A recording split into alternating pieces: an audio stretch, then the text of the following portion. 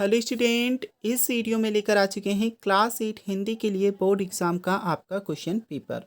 Okay, तो अगर आप भी कक्षा 8वीं के विद्यार्थी हैं और बोर्ड परीक्षा में शामिल होने वाले हैं, ऐसे में आपके लिए ये वीडियो बहुत ही ज़्यादा महत्वपूर्ण हो जाती है, क्योंकि इस वीडियो में क्लास 8 हिंदी के लिए आपका बोर्ड परीक्षा का आपको पेपर बताया जाएगा। अगर आप इस क्वेश्चन पेपर को तैयार कर लोगे तो निश्चित तौर पर आपके अच्छे से मार्क्स एग्जाम में आएंगे। ओके, तो प्रत्येक क्वेश्चन देखेंगे, साथ में आपको आंसर भी बताया जाएगा। क्लास 8 हिंदी के लिए सबसे ज़्यादा महत्वपूर्ण आपका क्वेश्चन पेपर होने वाला है।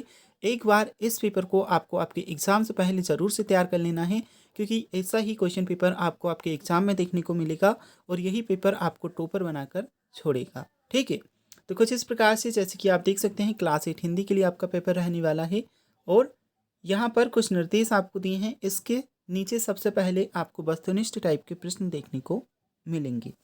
ठीक है, तो जैसे कि आप देख सकते हैं सही विकल्प चुनकर कोष्टक में लिखें। ठीक है, मतलब सही विकल्प आपको छांटने हैं। कुछ इस प्रकार से प्रश्न दिए हैं।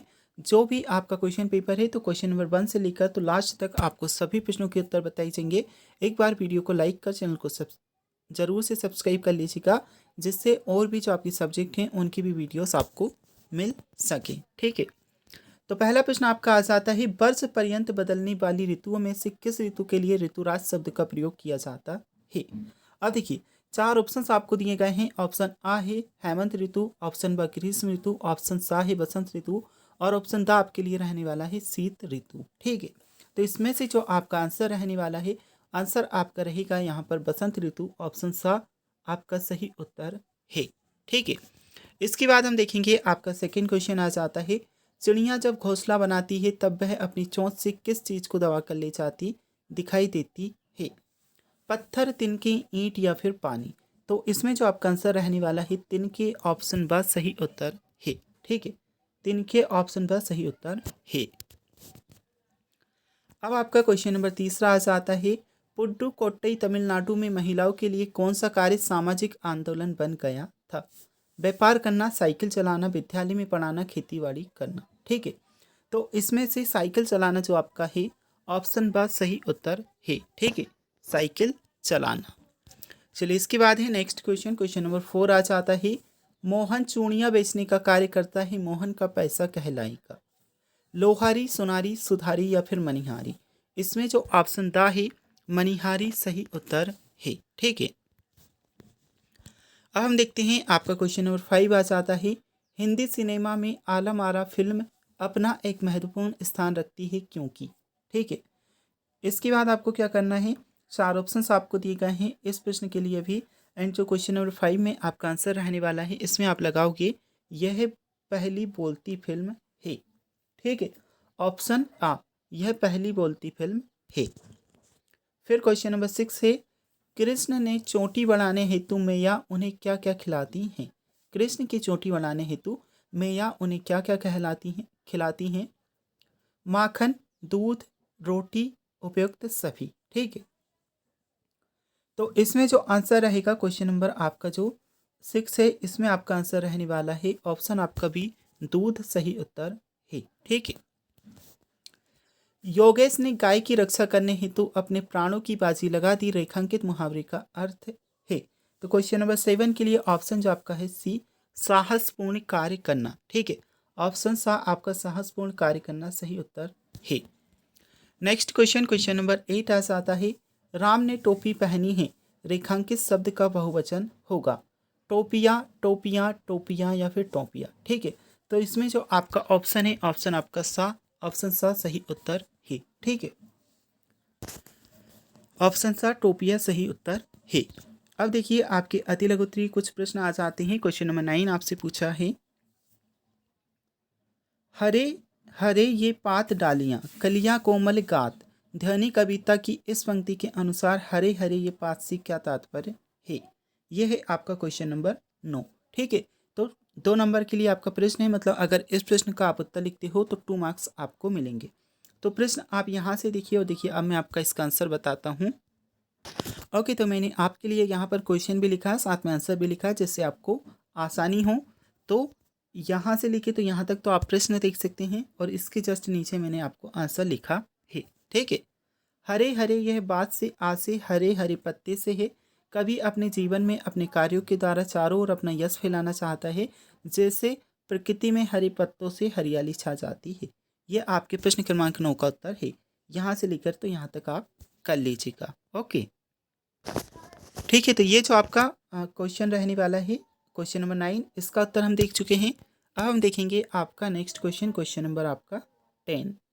ठीक है, तो पहले पेज पर आपको ये क्वेश्चन दिए थे, ये आपके कंप्लीट हो चुके हैं। अब हम देख रहे हैं आपका क्वेश्चन नंबर 10। इस प्रश्न में आपको दिया है, जिस प्रकार फिल्म में कार पत्ती लगाने से फिल्मकार बनता है, इसी प्रकार कार पत्ती लगाकर दो नए शब्द बनाइए। ओके, ये है क्वेश्चन नंबर 10। तो देखिए क्वेश्चन नंबर 10 प्रश्न आप यहाँ से देख लीजिएगा। इसका उत्तर मैं आपको बताता हूँ। ये देखिए प्रश्न क्रमांक आपकी 10 के लिए उत्तर है, क्योंकि आपको पित्ते लगाकर दो शब्द बनाने थे। तो एक आपका रहेगा चित्रकार और दूसरा शब्द आपका बन जाएगा शिल्पकार। ठीक है, तो दो शब्द बनाने थे, दो शब्द ये हैं, यही आपका उत्तर है प्रश्न क्रमांक 10 के लिए। इसके बाद क्वेश्चन नंबर 11 आपका ऐसा आता है, दिए गए व्यक्तिवाचक संज्ञा शब्द का वाक्य में प्रयोग कर लिखिए। सबसे पहले आपको दिया है जयपुर, ठीक है। सेकंड दिया है गोविंद। अब इसका हमें व्यक्तिवाचक संज्ञा शब्द का प्रयोग कर लिखना है। ठीक है, देखिए क्वेश्चन नंबर 11, ये यहाँ देख सकते हैं। क्वेश्चन नंबर 11 के लिए आपका उत्तर, पहले आपको जयपुर दिया था, तो इसका उत्तर आप क्या लिखेंगे, कल मैं पिताजी के साथ जयपुर जाऊँगा। ठीक है, इसके बाद आपको गोविंद दिया था, गोविंद का किस प्रकार लिखेंगे, मेरे बड़े भाई का नाम गोविंद है। ओके, तो ये प्रश्न क्रमांक 11 का आपका आंसर है। अब आ जाता है क्वेश्चन नंबर 12, साइकिल चलाने के कोई दो लाभ लिखिए। ठीक है, दो लाभ हमें बताने हैं साइकिल चलाने के। ठीक है, क्वेश्चन नंबर 12 में ये देख सकते हैं, यहाँ पर आपको साइकिल चलाने के दो लाभ दिए गए हैं क्वेश्चन नंबर 12 में। तो पहला जो आपका रहेगा, साइकिल चलाने से समय की बचत होती है, यह लाभ लिख दीजिएगा। ओके, दूसरे में आप क्या लिखेंगे, साइकिल की यात्रा से हमारी अच्छी खासी कसरत हो जाती है, जिससे शरीर स्वस्थ रहता है। ओके, तो प्रश्न क्रमांक 12 का उत्तर आप यहाँ से कंप्लीट कर लीजिएगा, यहाँ से लेकर तो यहाँ तक। इसके बाद आ जाता है प्रश्न क्रमांक आपका 13, दिन प्रतिदिन हानि होती गोरस की, गोरस शब्द से क्या आशय है। यह है आपका क्वेश्चन नंबर 13, 2 मार्क्स के लिए आपका प्रश्न है। दिन प्रति हानि होती गोरस की, गोरस शब्द का क्या आशय है। तो देखिए यहाँ पर आप प्रश्न और उत्तर दोनों चीज़ें देख सकते हैं। यहाँ से लेके तो यहाँ तक तो आपका प्रश्न है, और उत्तर आप यहाँ से तो यहाँ तक देख सकते हैं। ठीक है, गोरस शब्द का अर्थ दूध दही मक्खन। ठीक है, ये आपके 13वें प्रश्न का उत्तर है। आप देख सकते हैं क्वेश्चन नंबर 14 आपको दिया है, गबरैया को टोपी बनवानी थी, इसलिए वह किस किस के पास गई थी। यह है आपका प्रश्न क्रमांक 14। ठीक है, ये देख सकते हैं प्रश्न क्रमांक 14 के लिए आपका उत्तर, पहले तो ये प्रश्न लिखा आपका यहाँ से यहाँ तक, एंड उत्तर आपको यहाँ से लिखना है, यहाँ से। ठीक है, टोपी बनवानी थी, इसलिए वह रुई का फाहा लेकर सबसे पहले धुनिया के पास गई, उसने उसे रुई धुनवाई। इसके बाद वह कोरी के पास गई, वहाँ जाकर उसने रुई से सूत कदवाया। फिर वह बुनकर के पास गई और उसने कते हुए सूत से कपड़ा बुनवाया। कपड़ा बुन जाने के बाद वह दर्जी के पास टोपी सिलवाने गया।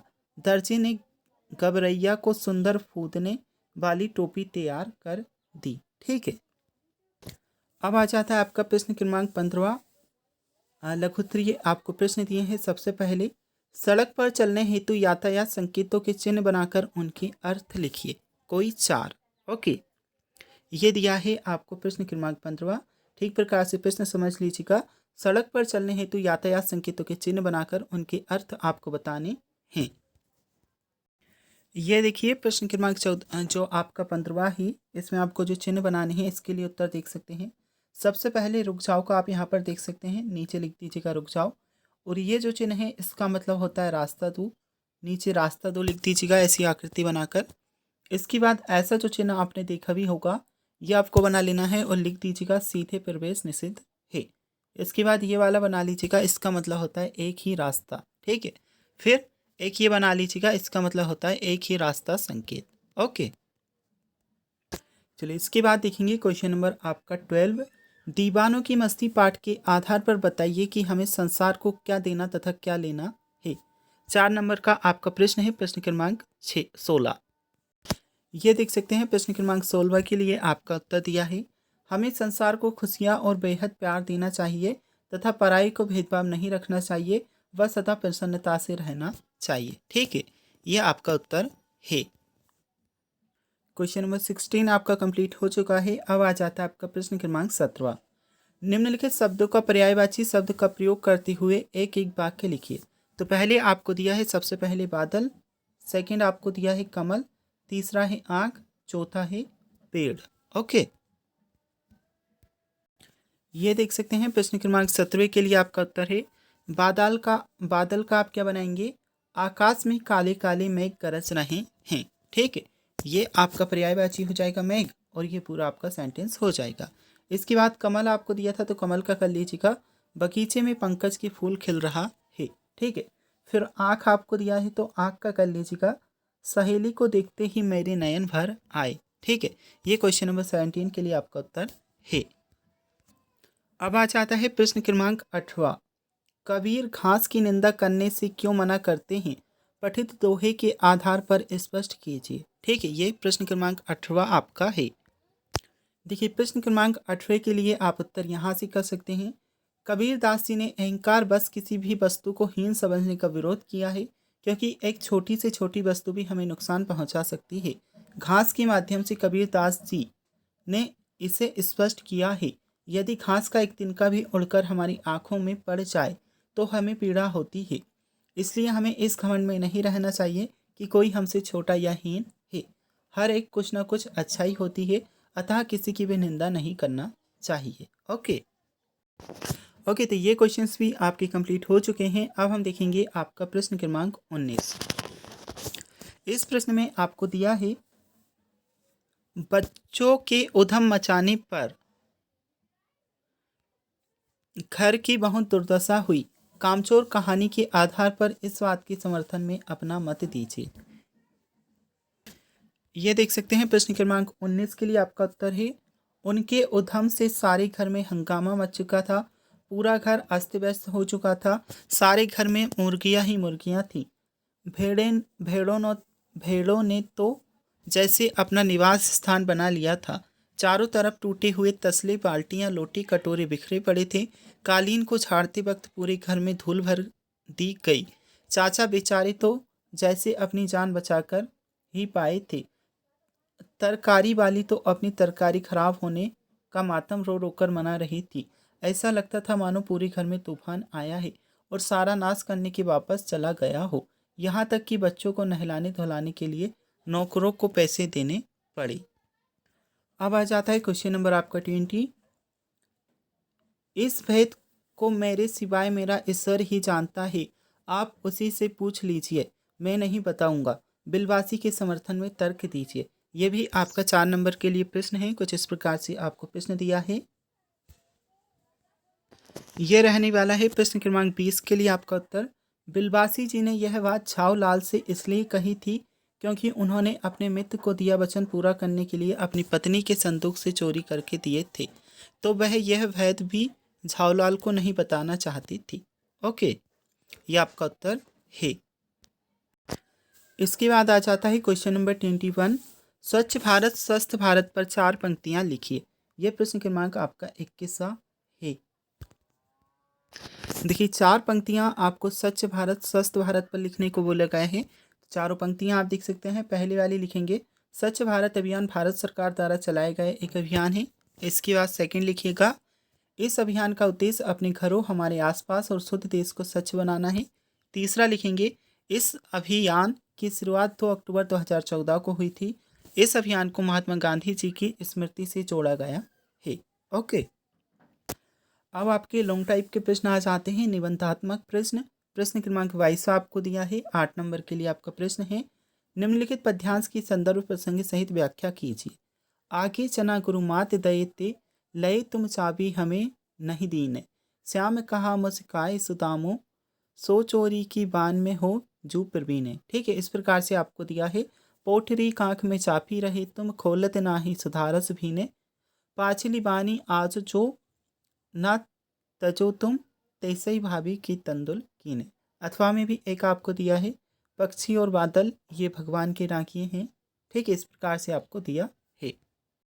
ओके, तो प्रश्न क्रमांक 22 में आपको संदर्भ प्रसंग सहित व्याख्या करनी है। तो उत्तर आप यहाँ पर देख सकते हैं, ये रहेगा आपका संदर्भ। प्रस्तुत काव्य पंक्तियाँ हमारी पाठ्यपुस्तक बसंत भाग 3 में संकलित कविता सुदामा चरित से ली गई हैं। इसके रचयिता नरोत्तम दास हैं। ओके, फिर प्रसंग में आप लिखेंगे, द्वारिका के लिए चलते समय सुदामा अपने मित्र कृष्ण के लिए कुछ चावल उदाहरण स्वरूप रखे थे, किंतु कृष्ण का वैभव देखकर वे उन्हें देने का साहस नहीं कर पा रहे थे और उसे छिपाने की चेष्टा कर रहे थे, जिसे कृष्ण ने सुदामा के पैरों को धोते समय देख लिया। फिर व्याख्या में आप करेंगे, कृष्ण सुदामा के बचपन की याद दिलाते हुए कहते हैं कि बचपन में गुरु माता ने हमें दोनों के लिए चने दिए थे, पर तुमने वे चने हमें नहीं दिए थे और अकेले ही खा लिए थे। श्री कृष्ण ने तो चुटकी लेते हुए कहा कि मित्र चोरी की आदत में तुम तो पहले से ही कुशल हो, आज भी प्रेम रूपी अमृत रस में सने चावलों की पोट को अपनी कांख में छिपाने का प्रयास कर रहे हो। मित्र, तुम्हारी पिछली आदतें अभी भी ज्यों की त्यों हैं, तुम उन्हीं आदतों के वशीभूत हो। भाभी द्वारा दिए गए चावलों को भी चुराने की कोशिश किए जा रहे हो। यहाँ तक आपको आंसर कर लेना है। ओके, तो क्वेश्चन नंबर 22 हम कंप्लीट कर चुके हैं। अब हम देखेंगे आपका प्रश्न क्रमांक 23।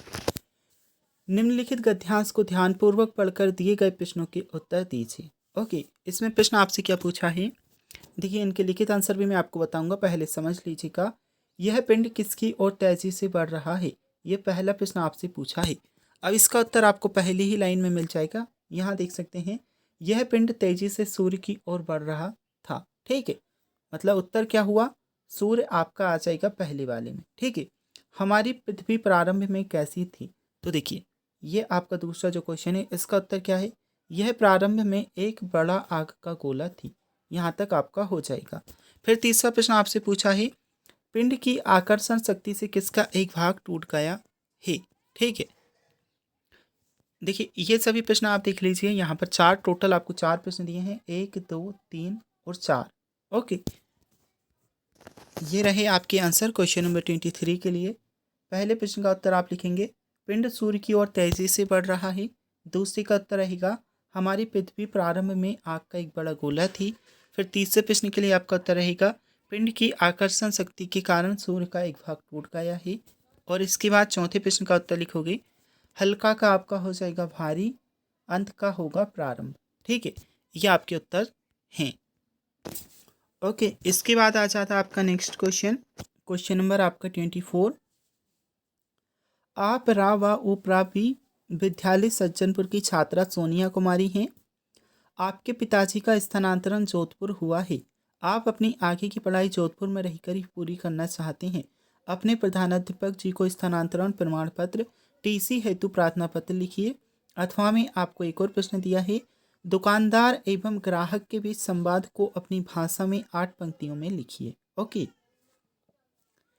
ग्राहक गुड़ क्या भाव दिया, दुकानदार 40 रुपये किलो। ओके, अब ग्राहक की बारी है। तो इस प्रकार से आपको 24वां प्रश्न दिया है। एक आपको एप्लीकेशन लिखने की बोली गई है स्थानांतरण प्रमाण पत्र के लिए।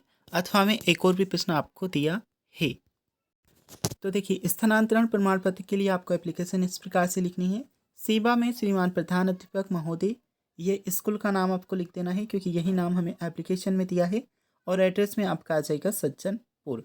इसके बाद विषय आप लिखेंगे स्थानांतरण प्रमाण पत्र हेतु आवेदन प्रार्थना पत्र। ठीक है, फिर लिखिएगा महोदय, सामने निवेदन है कि मैं सोनिया कुमारी यह बताना चाहूँगी। देखिए, सोनिया कुमारी हमने इसलिए लिया है क्योंकि एप्लीकेशन जो आपको दी है, प्रश्न जो आपको दिया है, उसमें सोनिया कुमारी नाम लिखने को कहा गया है। ठीक है, बताना चाहूँगी कि मेरे पिताजी का स्थानांतरण जोधपुर हो गया है। मैं और मेरा परिवार जोधपुर शहर जा रहे हैं।